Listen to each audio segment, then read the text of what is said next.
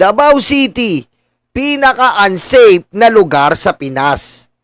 Dahil sa matinding pagbaha na halos umaabot sa lampas tao sa simpleng pag-ulan lang. Nagkalat din ang mga durugista!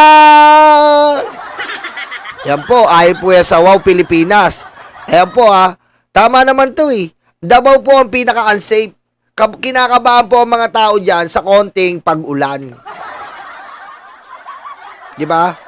Oh. Kasi nga po, walang ginagawa yung mayor. Kundi pumasok ng alas 2 ng tanghali dahil kagaling po sa Shabu.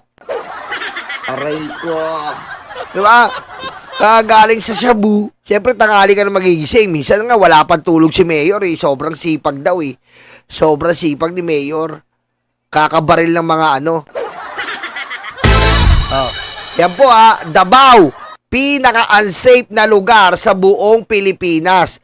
At nung nakaraan lang po, tingnan nyo po sa mainstream media, Davao, pinaka-traffic sa buong Pilipinas. Sasabihin na naman, Yolo, masyado ka ng net inventor. Hindi po ako na net inventor. Ayan tignan natin, saan ba yun? News 5? News 5 yata yun Tingnan natin sa News 5. Meron pong article dito na ang Davao po ay tinala na naman tayo sa buong mundo. Andito yun Tignan ko po, makikita ko Pasok po sa number 3 po tayo sa pinakamatraffic. Yung po ay sa Davao. Kaya nga po si General Torre di ba? Huling-huli po ni General Torre ang Alenyolo. Huling-huli po yan ni General Torre nung kanya pong ayan baka sabihin nyo net inventor. Davao City, most traffic congested city sa PH. January 22, News 5. Tayo naman po ay nagre-react base po sa mga datas and really accurate news that we have seen in this mainstream media and other platforms. Okay? And in this article, we have read Davao City is the most traffic congested in the Philippines. Another record that Davao is really be proud of. Di ba? Kaya ipagmalaki nyo po ang Davao. Ipagmalaki nyo ang mga Duterte. Kita mo? Ayan po, article yan ng News 5. At yung kanina po sa Wow Pilipinas, anong sabi? Pinaka-unsafe sa buong Pilipinas ang Davao. Anong sabi ni General Torre? Peke ang mga record sa Davao. Bakit? Dahil po dinuduga. Wala daw rape. Putek, araw-araw may nire-rape sa Davao.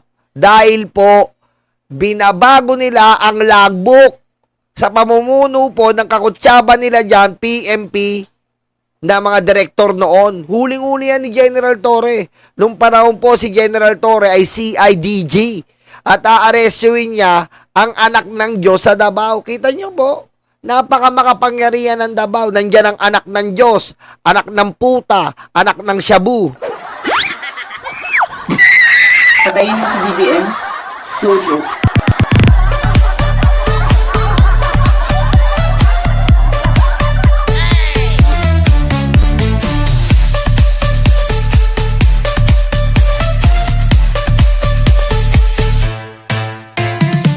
Okay, dumako na po tayo dito. At dito po sa mga hayop na nag-file ng impeachment complaint, dito po sa ating Pangulong Bongbong Marcos. Dahil nakakatawa po tong mga to. Pinipilit po nila, lalo na po to si Mike Defensor. Mike Defensor, huwag kang magkukupal-kupal. Ang asikasuhin mo, Mike Defensor, ilabas mo si Gutesa. Diba? Ilabas mo si Gutesa. Tandaan mo ba yung sinabi mo? Ayaw mong makisali dito. Ayaw mo nang mamuliti ka. Pusang ina ka. Tignan mo, ikaw pa bumabandera sa impeachment na pagpapasa kay BBM. Huwag mo kami loko-lokohin. Bata ka ni Arroyo. Hello? Hello, Garci? Dagdagan mo nga ng 100 million ang boto ko dyan. Aray ko. Oh. Nakatandaan nyo yung sinabi ni Mike Defensor? Huwag na natin kukuhanin pa, pero may mga video na nagsabi niyang, nung lumalabas po si Gutesa, anong sabi niya? Lumapit lang sa akin si Gutesa. Yung pala, ngayon, nare-realize na natin at talagang naunawaan natin, ginamit niya na si Gutesa para umentra na naman sa gulo dito ngayon. Para magkaroon siya ng place. Para makita ng tao na irrelevant daw siya. Pusang ina ka, Mike Defensor. Aray ko. Asikasuhin mo yung quarry mo. Nirereklamo yung quarry mo. O ngayon, magpa-file ka ng impeachment. Ilabas nyo si Gutesa para matanggal si Romualdez at idugtong nyo kay Pangulong Bongbong Marcos. Ganun naman, di ba? Kaso hindi nyo na mailabas tong si Gutesa. Dahil si Gutesa po ay bistado. Di ba? Para lang dokumento yan ni Diskaya. Noong Blue Ribbon Committee chairman pa, sino?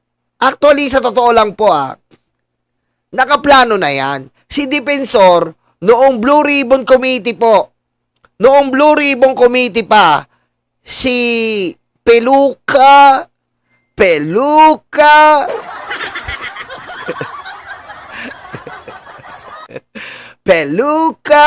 de Polgoso, Moco Loco. Aray ko. Nakaplano po yan. Kukwento ko lang sa inyo at bibigyan ko po kayo ng analyzation from this moment. Okay? Nakaplano po yan. Nakita nyo, plinano ni Peluca de Folgoso Moco Loco na magbigay ng affidavit etong mga Diskaya na palalabasin lahat ng congressman. Walang involved ang mga senador. Ayun po ang plano ni Peluca de Folgoso Moco Loco. Yan po yan. Yan ang plano nila. And then, natanggal. Ngayon, nasira ang plano. Yung affidavit ni Diskaya, nalaman nating peke.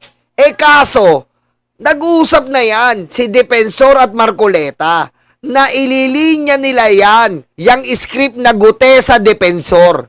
Ililinya nila yan. Kaso napalitan ng Blue Ribbon chairman. Kaso no choice. Akala nila uubra kay Lacson